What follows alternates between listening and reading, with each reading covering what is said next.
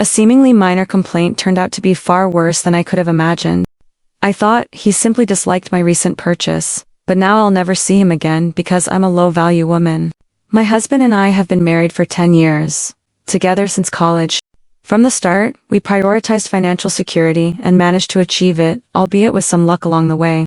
We both have great jobs, no student loans, and live in a house inherited from my grandmother. We max out our retirement contributions, have an emergency fund equivalent to 18 months of expenses, and continue to add to it. Our cars are paid off and should last another 5+ years, and we have no credit card debt.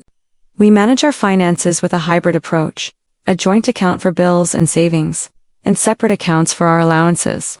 The allowances are strictly for personal spending, hobbies, clothes, going out with friends, etc., not for dates, vacations, or larger joint purchases like appliances and home repairs, which come from our joint account. We also agreed that any bonuses or side hustle income would go into our personal allowance accounts, unless needed for a major expense like significant home repairs. Regarding allowances, my husband spends more than I do due to his expensive hobbies, golf and collecting sports memorabilia. He also prefers designer clothes. That was fine, it was his allowance. My hobbies, on the other hand, are much cheaper: running, fitness, reading, and baking. In general, I'm more introverted, and for me, a good time is having tea and homemade treats with friends at someone's house. For the past 10 years, I put gaming on hold to focus on my career, but I recently picked it up again. Realizing I had a decent amount saved in my allowance account, I decided to completely revamp my setup, buying a new computer, desk, and gaming chair. I spent a total of $5,000. My husband flew into a rage when he heard about the purchase. He said he didn't know I had saved that much and that I should have consulted him before spending $5,000. I asked him what difference it made since it was my personal allowance, not our joint funds. He insisted that not telling him I had accumulated that much was financial infidelity. He said he no longer trusted me and didn't know what else I might be hiding. He demanded I return the items and put most of the money into our joint account. He wanted to institute a new rule that allowance accounts couldn't hold more than $2,000, with anything over that going back into the joint account, a rule that clearly benefited him, as he spends most of his monthly allocation rather than saving it. I felt like I was being punished for being better at saving money than him. It wouldn't occur to me to question how much was in my husband's allowance account or try to dictate how he used it. I hadn't intentionally hidden anything. He simply hadn't asked until after the purchase. My husband eventually calmed down enough to talk. It turned out it wasn't just about the money. It was about larger issues in our relationship. Basically, my husband had been increasingly unhappy with me for some time. He stated that since I had started gaming again a few months ago, I hadn't been putting as much effort into cooking. It's true that I've been making simpler meals rather than the elaborate, multi-course meals I used to make. He also noticed I no longer set the table as nicely, no more fresh flowers, fancy placemats, etc. Honestly, I hadn't realized he noticed or cared, but he clearly did. Acts of service are one of his primary love languages, so he'd been feeling somewhat neglected. He also felt I wasn't taking care of my appearance, not my weight, but my clothes, hair, etc. The truth is, I've never been particularly focused on those things. Working from home in tech has a very low bar for appearance, which I far exceed. I tend to buy simple, practical clothes from Target and Walmart, wear minimal makeup, and usually just put my hair in a ponytail. I'd dress up for dates and other formal occasions, but most of the time, he came home to me in a t-shirt and yoga pants, without makeup. He wanted me to make more of an effort. Ultimately, because of all these things, he'd started noticing other women. He said he hadn't cheated, but that he'd been noticing other women because he was often disappointed in me. Specifically, working in finance, he's around a lot of driven type of women who are fit, well-dressed, polished, and have more interesting hobbies. He also said he felt terrible about all of this, because he knows I'm a good person and that he was being overly critical.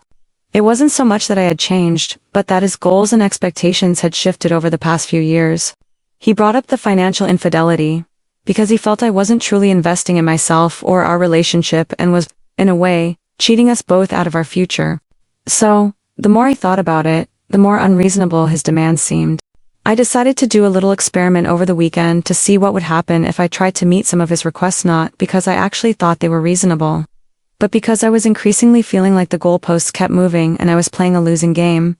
So, on Saturday morning, I went to the salon for a cut, highlights, and a mani-pedi. Then I went to the farmer's market for fresh flowers for the table and gourmet ingredients.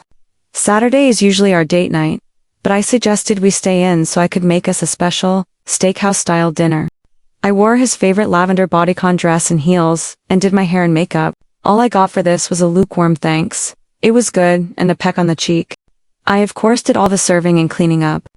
On Sunday, we usually go out, but he suggested I make brunch at home, so I made French press coffee, mimosas with fresh squeezed orange juice, Belgian waffles with bananas Foster sauce, scrambled eggs with Parmesan cheese and fresh herbs from the garden, roasted baby potatoes, and maple bacon. I wore a blue sleeveless sundress and wedge sandals, and again did my hair and makeup. I got another thanks, it was nice, and no help with serving or cleaning. Afterward, I asked him if this was what he had been looking for when he criticized me.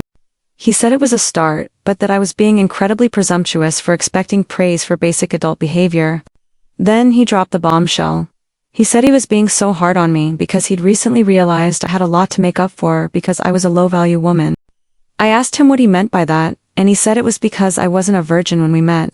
For context, we started dating at 21. Neither of us claimed or expected virginity.